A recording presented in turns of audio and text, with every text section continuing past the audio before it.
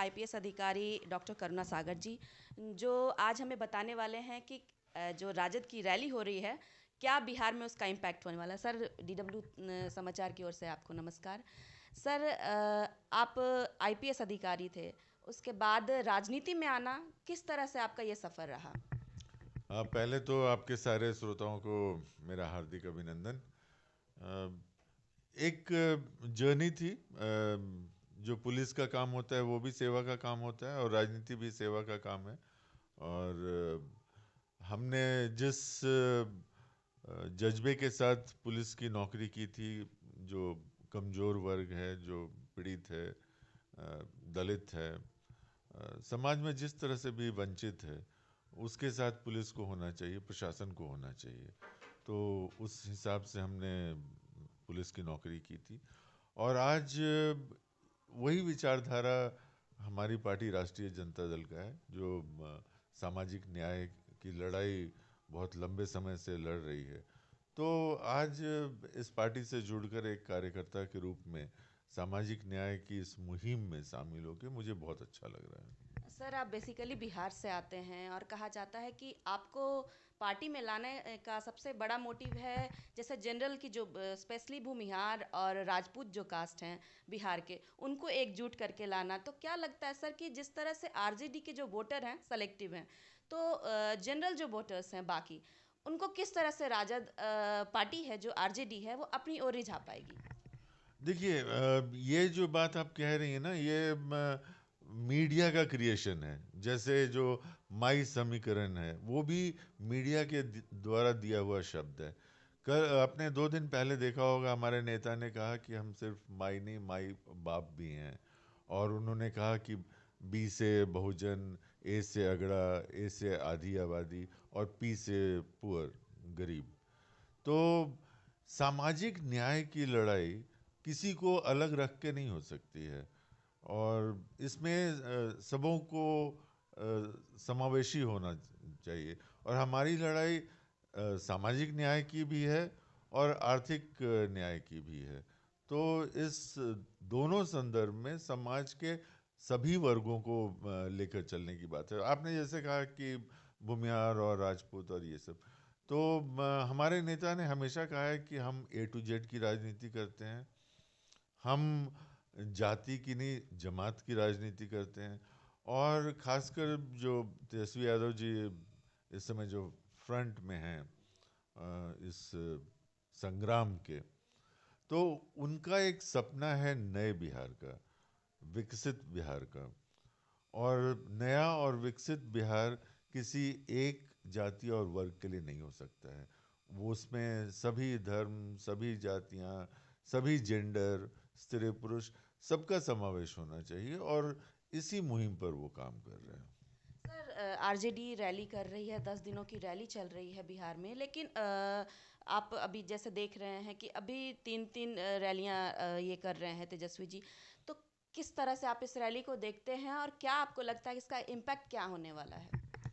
देखिए, जो जनता है, जो और जो जनप्रतिनिधि है, इसके बीच में लगातार संवाद होना चाहिए। तो ये बात होती है कि इस समय इसकी ज़रूरत क्या पड़ी। तो देखिए, अभी कुछ ही समय पहले एक साजिश के तहत हमारी सरकार को गिराया गया।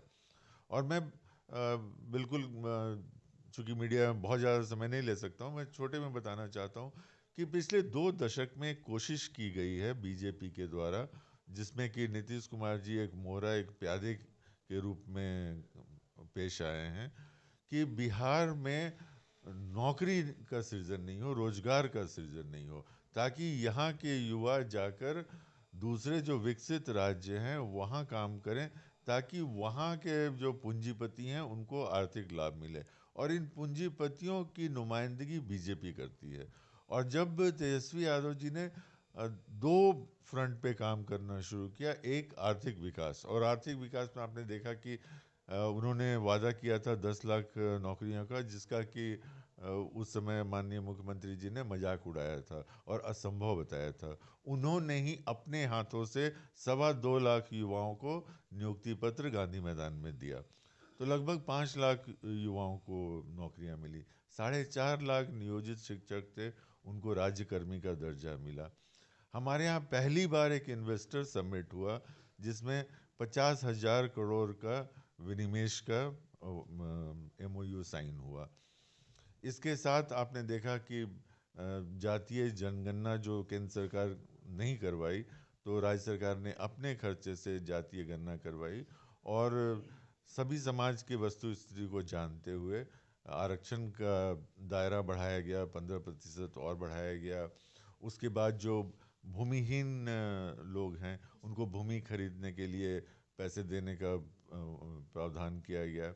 जिन लोगों के पास घर नहीं है उनको घर बनाने के लिए पैसे देने का प्रावधान किया गया। 94 लाख परिवार जिनके पास नौकरियां नहीं हैं उनको 2 लाख रुपए देने का प्रावधान किया गया ताकि वो स्वरोजगार कर सके। तो जब सामाजिक न्याय और आर्थिक विकास, जब दोनों का मुहिम लेकर पिछले 17 महीने से हमारे नेता तेजस्वी यादव जी आगे बढ़े, तो बीजेपी को लगा कि ये जो 20 साल का उनका किया कराया जो प्रोग्राम, जो प्रोजेक्ट बिहार था, वो फेल कर जाएगा और इसीलिए इस सरकार को गिराया गया। और इसी मुद्दे को लेकर हमारे नेता जनता तक जा रहे हैं इस साजिश का पर्दाफाश करने के लिए। सर, ये आखिरी सवाल है, चुनाव आने वाले हैं बस कुछ ही दिनों में, तो क्या राजद की क्या तैयारी है? आप तेजस्वी जी के बहुत करीबी माने जाते हैं, तो राजद किस तरह की तैयारी कर रही है ताकि जो अभी युवाओं को सबसे ज़्यादा ज़रूरत है आपके ये में, जैसे बहुत सारी महिलाएं हैं उनको बहुत ज़रूरत है, तो आपके पार्टी की ओर से क्या तैयारी होगी इस चुनाव को लेकर? देखिए, हम विकास, जैसा हमने कहा, आर्थिक न्याय और सामाजिक न्याय, ये मुख्य मुद्दा रहेगा और ये समाज के सभी वर्गों को छूने वाला रहेगा। बीजेपी लोगों को लड़ाने की राजनीति कर रही है, धर्म के नाम पे राजनीति कर रही है, इमोशनल राजनीति कर रही है। हम जनता के मुद्दों की राजनीति करेंगे, हम रोजी रोटी की बात करेंगे, हम गरीबी की बात कर रहे हैं, हम महंगाई की बात कर रहे हैं, बेरोजगारी की बात कर रहे हैं और इन्हीं मुद्दों से को आगे बढ़ाने का जो हमारा संघर्ष है वो है, ताकि बिहार में कोई भी युवा, युवती, पुरुष, महिला, कोई भी हो, किसी भी वर्ग का हो, वो अपने आप को एक मजबूत महसूस करे। और जो बिहार की जो मुख्य समस्या पलायन की है, ये कम से कम। और आपने देखा इस समय जो नौकरियां मिली, एक रिवर्स यहाँ पे देखने को मिला। बहुत राज्यों में जहाँ डबल इंजन की सरकारें चल रही हैं, सो कॉल्ड बीजेपी की, जैसे यूपी है, मध्य प्रदेश है, वहाँ के युवा नौकरी लेने के लिए बिहार आने लगे।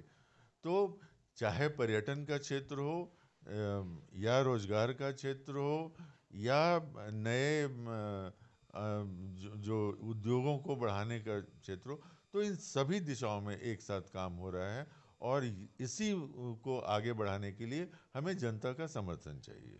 शुक्रिया सर हमारे साथ बात करने के लिए। तो हमारे साथ बिहार की राजनीति और तेजस्वी यादव के जो जन विश्वास रैली है उस पर बात करने के लिए हमारे साथ डॉक्टर करुणा सागर जी थे। Thank you sir.